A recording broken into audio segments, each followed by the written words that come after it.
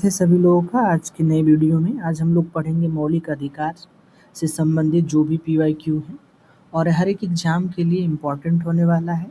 Video को आइए start करते हैं। मौलिक अधिकार एक संक्षिप्त परिचय।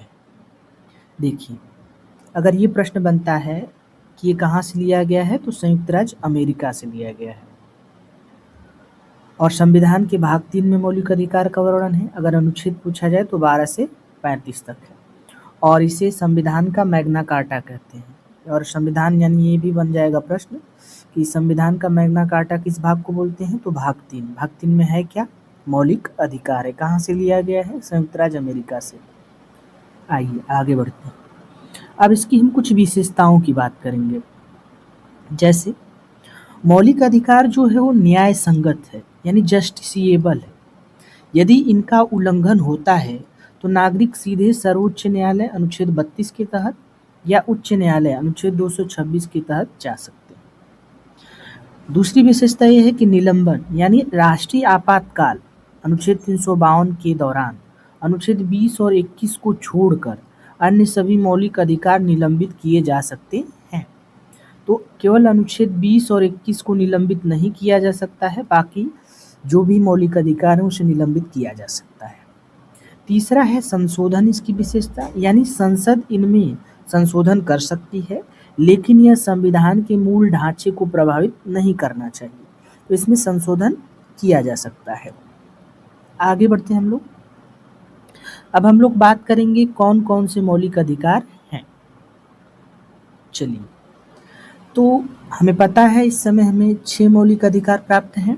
कौन कौन से और उसका किस अनुच्छेद में वर्णन है उसको देखते हैं। तो पहला है समानता का अधिकार, अनुच्छेद 14 से 18 है। दूसरा है स्वतंत्रता का अधिकार, अनुच्छेद 19 से 22 है। तीसरा शोषण के विरुद्ध अधिकार है, अनुच्छेद 23 से 24 है। चौथा है धार्मिक स्वतंत्रता का अधिकार, अनुच्छेद 25 से 28 है। चौथा है संस्कृति और शिक्षा संबंधी अधिकार, अनुच्छेद 29 से 30 है। और पांचवा जो है वो संवैधानिक उपचारों का अधिकार है, अनुच्छेद 32 है। और यहाँ से बहुत इंपॉर्टेंट प्रश्न ये बनता है कि डॉक्टर भीमराव अंबेडकर ने संविधान की आत्मा किससे बोला है, तो अनुच्छेद 32 को। आगे बढ़ते हैं। देखिए आगे ये बात, डॉक्टर भीमराव अंबेडकर ने इसे संविधान की आत्मा और हृदय कहा था। इसके तहत सुप्रीम कोर्ट 5 प्रकार की रीट जारी कर सकता है। आगे हम लोग 5 रीट को भी पढ़ेंगे। अब वीडियो में बने रहिएगा। लास्ट में हम लोग 50 से 60 MCQs करने वाले हैं जो कि प्रीवियस ईयर क्वेश्चन पे आधारित है। अब आगे देखते हैं। मूल संविधान में 7 मौलिक अधिकार थे लेकिन 44वें संविधान संशोधन 1978 द्वारा संपत्ति अधिकार यानी जो संपत्ति का अधिकार था अनुच्छेद 31 को मौलिक अधिकार की सूची से हटाकर अनुच्छेद 300A में रख दिया गया और इसको क्या बना दिया गया, कानूनी अधिकार। सारे के सारे क्वेश्चन इंपॉर्टेंट हैं। अब देखिए, कुछ अधिकार केवल भारतीय नागरिकों को प्राप्त हैं। कौन कौन से हैं, जैसे अनुच्छेद 15, 16, 19, 29 और 30। अनुच्छेद 15, 16, 19, 29 और 30, जबकि कुछ विदेशियों को भी प्राप्त है। आगे बढ़ते हैं। अब हम लोग देखते हैं कि इस अनुच्छेद में क्या वर्णित है, क्योंकि यहाँ से डायरेक्ट प्रश्न बनते हैं। तो अनुच्छेद 12 जो कहता है वो राज्य की परिभाषा बताता है। अनुच्छेद 13 जो है ये मौलिक अधिकारों से असंगत या उनका अल्पीकरण करने वाली विधियां न्यायिक समीक्षा का अधिकार है। आगे बढ़ते हैं। अब हम लोग बात करेंगे समानता का अधिकार, अनुच्छेद 14 से 18। इसमें क्या है, देखिए अनुच्छेद 14 कहता है कि विधि के समक्ष समानता और विधियों का समान संरक्षण होगा। अनुच्छेद 15 बताता है कि धर्म, मूल वंश, जाति, लिंग या जन्म स्थान के आधार पर भेदभाव नहीं किया जा सकता। अनुच्छेद 16 बताता है कि लोक नियोजन में क्या होगी, अवसर की समानता होगी। अनुच्छेद 17 कहता है अस्पृश्यता का अंत यानी छुआछूत का अंत, किसी के साथ छुआछूत या भेदभाव नहीं किया जा सकता। और अनुच्छेद 18 कहता है उपाधियों का अंत। तो 14 में विधि के समक्ष समानता, 15 में धर्म, मूल वंश, जाति, लिंग या जन्म स्थान पर भेदभाव पर निषेध है, 16 में लोक नियोजन की अवसर की समानता है, 17 में अस्पृश्यता का अंत है और 18 में उपाधियों का अंत है।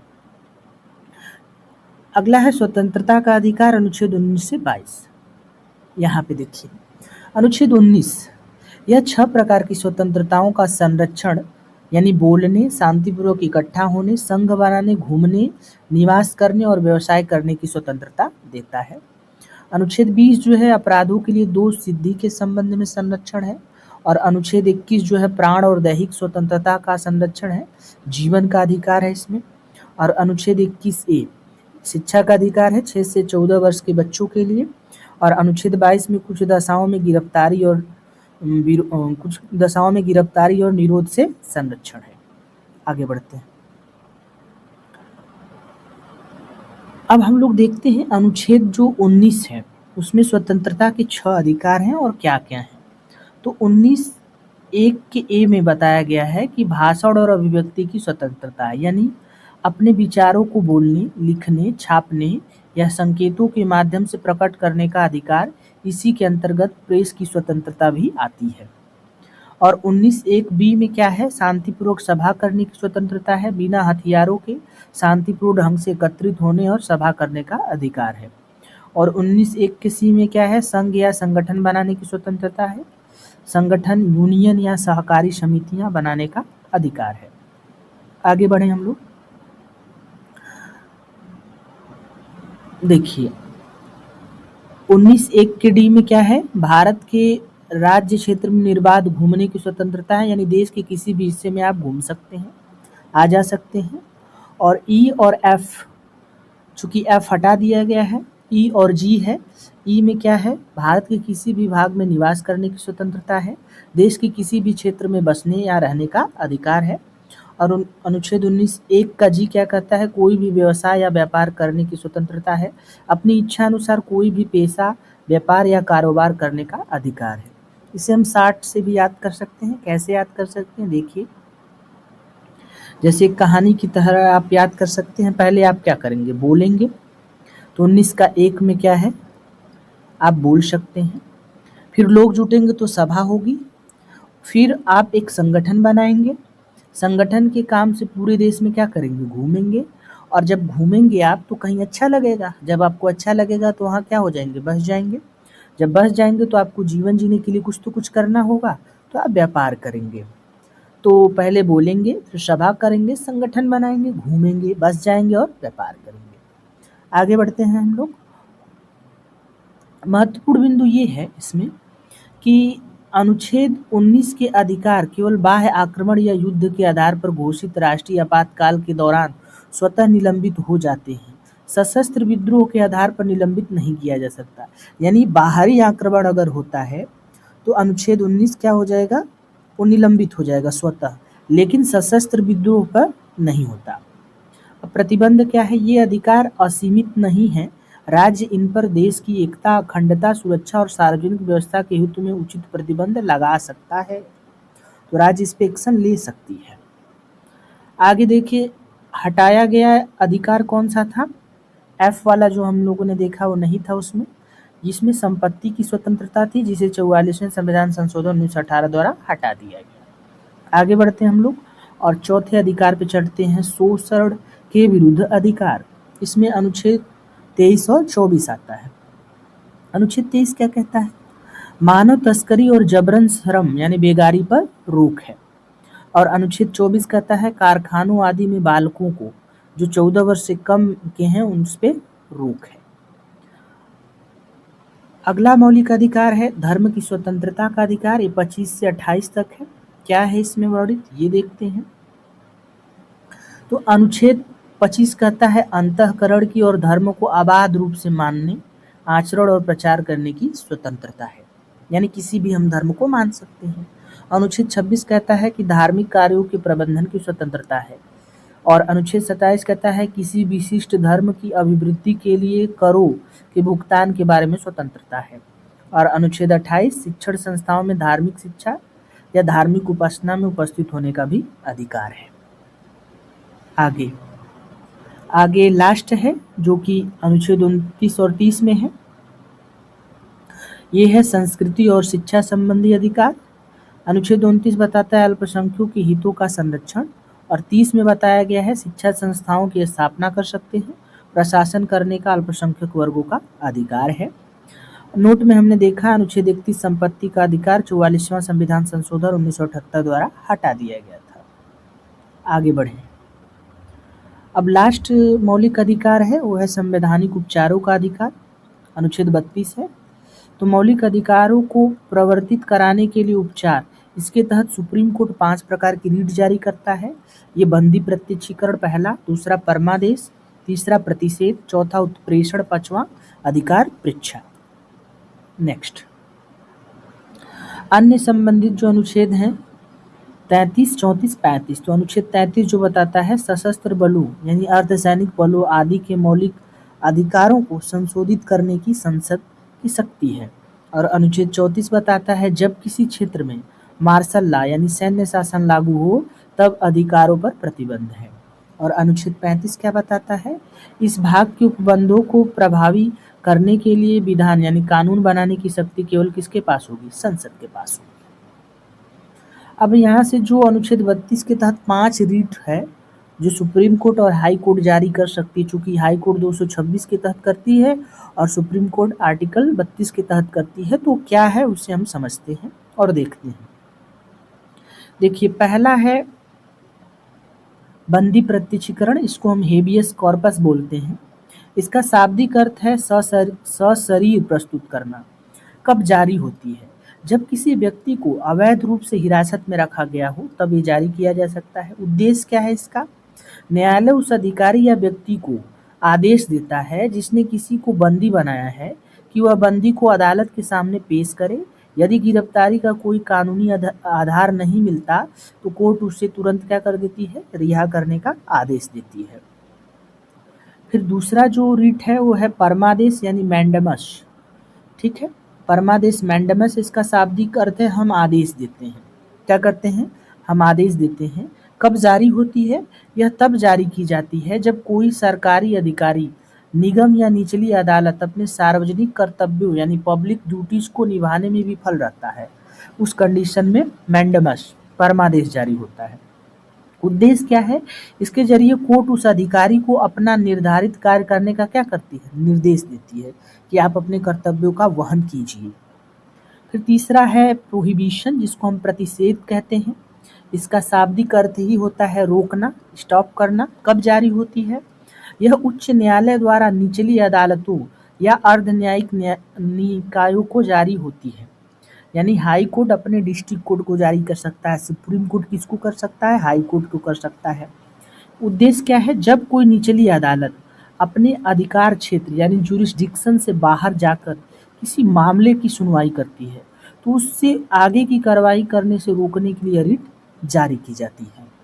यानी अपने आप लिमिट को क्रॉस मत करिए। और चौथा है उत्प्रेषण, जिसको हम सेरिटोरी बोलते हैं। इसका शाब्दिक अर्थ है पूर्णतः सूचित करना या प्रमाणित करना। पूर्णतः सूचित करना या प्रमाणित करना। कब जारी होती है, यह भी उच्च न्यायालय द्वारा निचली अदालतों को जारी की जाती है। उद्देश्य ये है कि यदि निचली अदालत ने अपने अधिकार क्षेत्र का उल्लंघन करके कोई फैसला सुना दिया है तो उस फैसले को रद्द करने और मामले को ऊपर की अदालत में ट्रांसफर करने के लिए इसका प्रयोग होता है।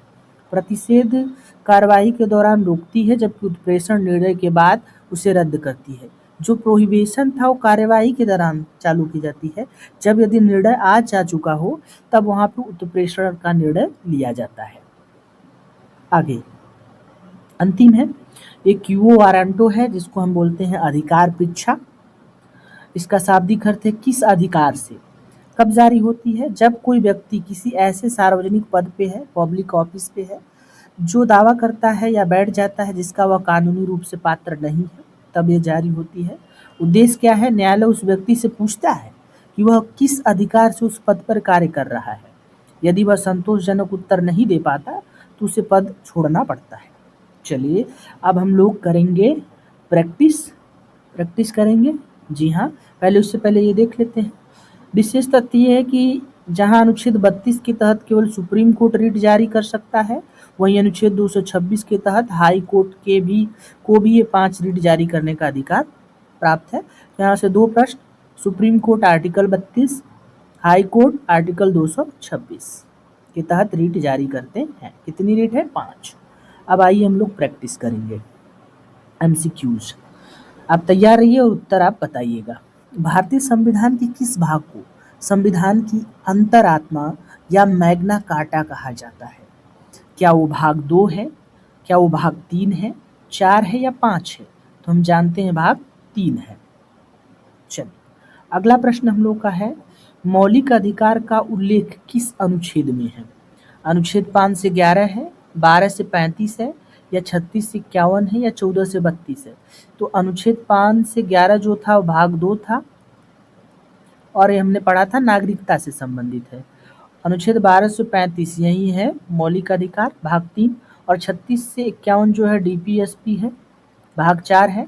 तो हमारा उत्तर हो गया अनुच्छेद 12 से 35। आगे बढ़ते हैं। वर्तमान में भारतीय नागरिकों को कितने मौलिक अधिकार प्राप्त है बताइए? क्या 5, 6, 7 या 8? तो कितने मौलिक अधिकार वर्तमान में प्राप्त है? 6। चौथा प्रश्न है हमारा, संपत्ति के अधिकार को किस संविधान संशोधन द्वारा हटाया गया था? 42वां, 44वां संविधान संशोधन, 52वां या 86वां संविधान संशोधन? तो सही उत्तर है 44वां संविधान संशोधन 1978।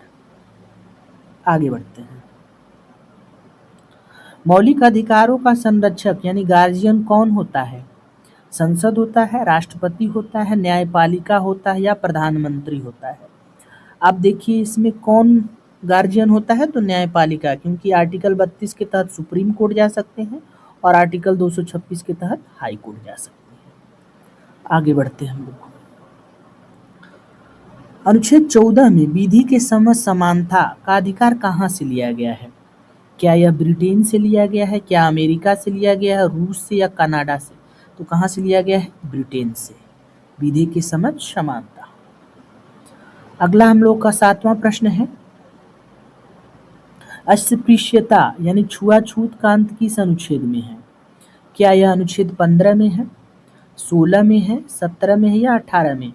तो छुआछूत अस्पृश्यता का वर्णन अनुच्छेद 17 में है, 18 में उपाधियों का अंत है, 16 में लोक नियोजन में अवसर की समानता, 15 में क्या है? धर्म, मूल, वंश, जाति से भेदभाव नहीं किया जा सकता। आगे बढ़ते हैं। 8वां प्रश्न हम लोगों का, उपाधियों का अंत यानी एबोलिशन ऑफ टाइटल्स किस अनुच्छेद से संबंधित है?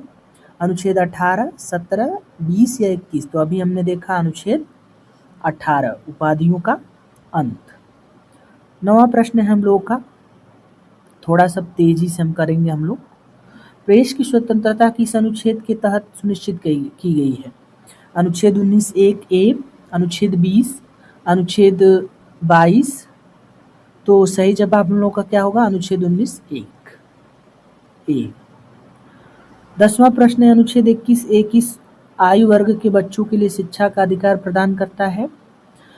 5 से 12 वर्ष, 6 से 14 वर्ष, 0 से 6 वर्ष या 10 से 18? तो 6 से 14 वर्ष। प्रश्न संख्या 11 है, डॉक्टर भीमराव अंबेडकर ने किस अनुच्छेद को संविधान का हृदय या आत्मा कहा है? तो आर्टिकल 14 को, 19 को या 21 या 32? तो आर्टिकल 32 को। ये सारे जो प्रश्न हैं ये सब PYQ पे आधारित हैं, किसी न किसी एग्जाम में पूछे गए हैं, तो इसे आप ध्यान से करिए। अनुच्छेद 12 क्वेश्चन 12 है, कारखानों में 14 वर्ष से कम आयु के बच्चों के नियोजन का निषेध कौन सा अनुच्छेद करता है? अनुच्छेद 23 करता है, 24 करता है, 25 या 26? तो हमारा सही उत्तर है अनुच्छेद 24। कौन सा है? अनुच्छेद 24। आगे बढ़ते हैं। बंदी प्रत्यक्षीकरण रीट का शाब्दिक अर्थ क्या है? तो बंदी प्रत्यक्षीकरण का मतलब होता है रीट यानी हैबियस कॉर्पस, सशरीर प्रस्तुत करना। क्या करना? सशरीर प्रस्तुत करना। सही उत्तर है। आगे बढ़ते हैं। अल्पसंख्यकों के हितों का संरक्षण किस अनुच्छेद में है? अनुच्छेद 28 में है, 29 में है, 30 में है या 31 में? तो अनुच्छेद 29 में है। आगे बढ़ते हैं। सिखों को कृपाण धारण करने की अनुमति किस अनुच्छेद के तहत है? तो अनुच्छेद 25, 26, 27 या 28? तो अनुच्छेद 25 से 28 धार्मिक स्वतंत्रता थी, तो उत्तर सही है अनुच्छेद 25। अगला प्रश्न हम लोग को 16वां, व्यक्ति स्वतंत्रता के लिए कौन सी रीट जारी की जाती है? तो बंदी प्रत्यक्षीकरण यानी सशरीर प्रस्तुत करना। नेक्स्ट क्वेश्चन है हम लोगों का 17वां, मौलिक अधिकारों को लागू करने के लिए अदालत क्या जारी करती है? तो अभी हमने पढ़ा क्या जारी करती है, डिग्री, अध्यादेश, रीट या सूचना, तो रीट जारी करती है। कितने? 5। 18वां प्रश्न है, समानता का अधिकार संविधान के किन अनुच्छेदों में है? तो अनुच्छेद 14 से 18। 19 नंबर प्रश्न है, अनुच्छेद 19 के अंतर्गत वर्तमान में कितने स्वतंत्रताओं की गारंटी दी गई है? तो 6 प्रकार की। आगे बढ़ते हैं हम लोग। प्राण एवं दैहिक स्वतंत्रता का संरक्षण, लाइफ एंड पर्सनल लिबर्टी किस अनुच्छेद में है? तो अनुच्छेद 21 में है।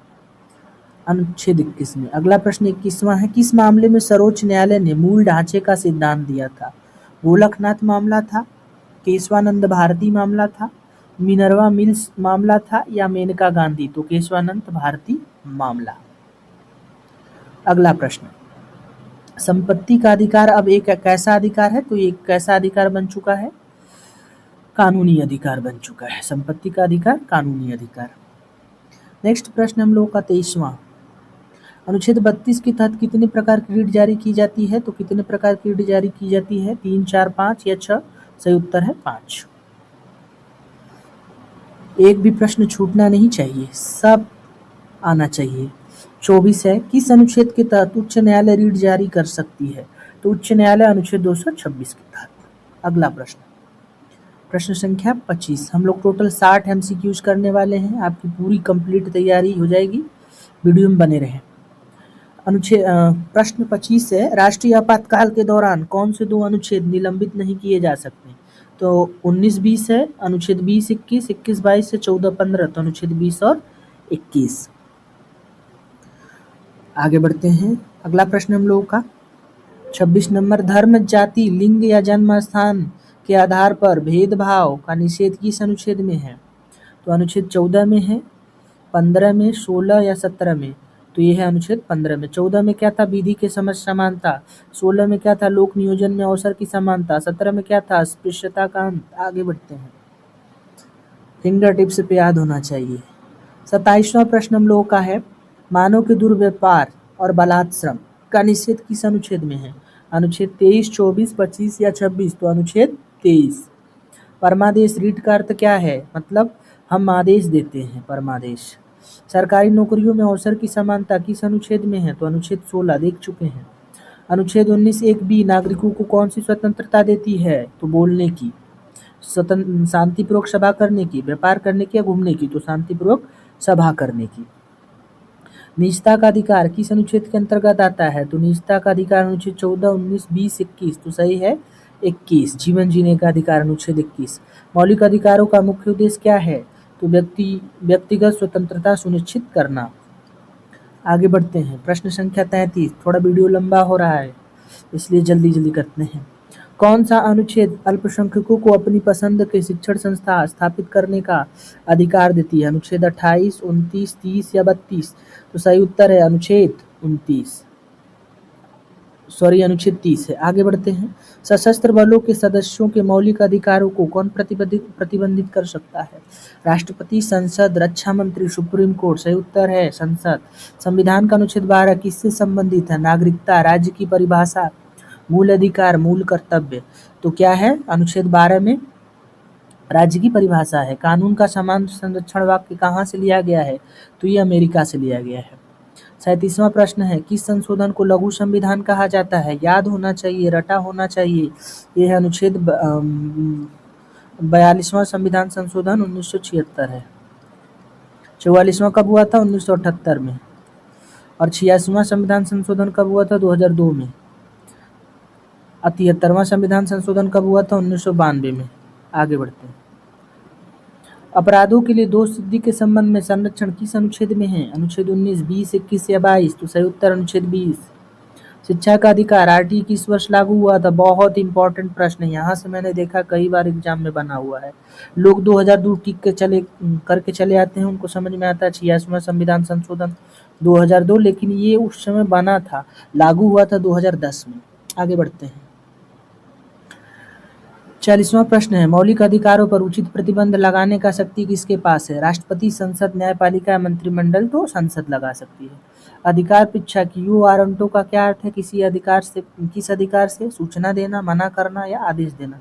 सही उत्तर है किस अधिकार से, अधिकार पृच्छा।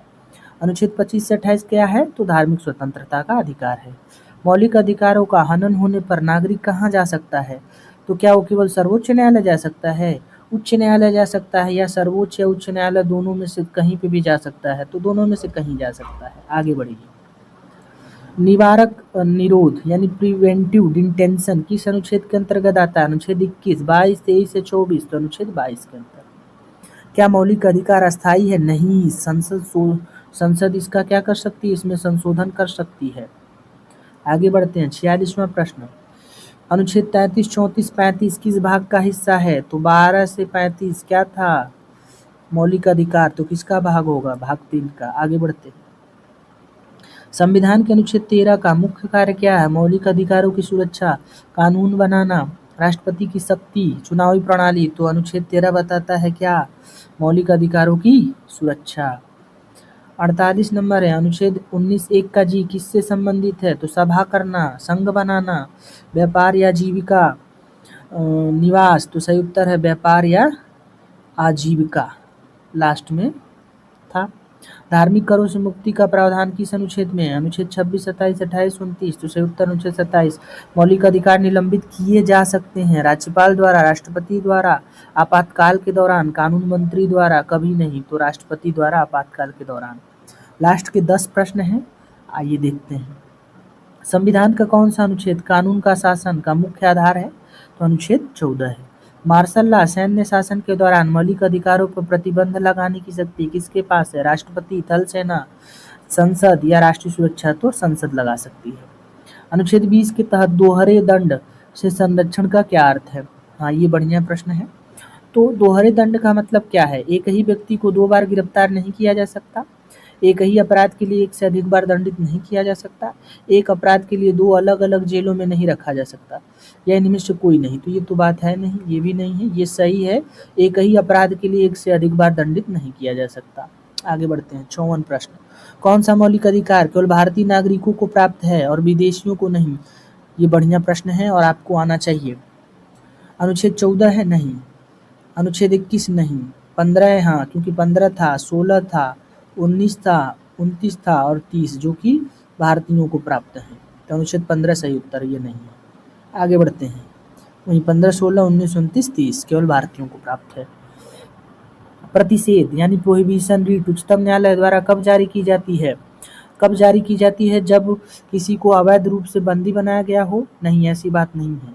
किसी निचली अदालत को अपने अधिकार क्षेत्र से बाहर जाने, हाँ, अगर बाहर जाती है तो कौन सी रीट जारी होती है? प्रोहिबिशन यानी प्रतिषेध की। आगे बढ़ते हैं। अनुच्छेद 23 के तहत बेगार शब्द का अर्थ क्या है? हाँ, ये बताइए। बेगार का मतलब क्या? बिना मजदूरी दिए काम कराना। हाँ, यही बात है। आगे बढ़ते हैं।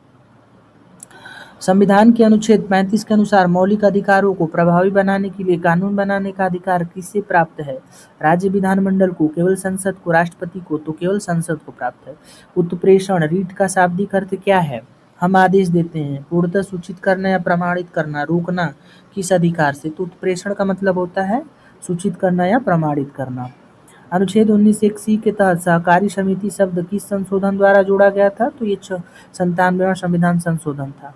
आज का अंतिम प्रश्न है, मौलिक अधिकारों के क्रियान्वयन को स्थगित करने का अधिकार किसके पास है? तो ये राष्ट्रपति आपातकाल के दौरान कर सकते हैं। थैंक्स।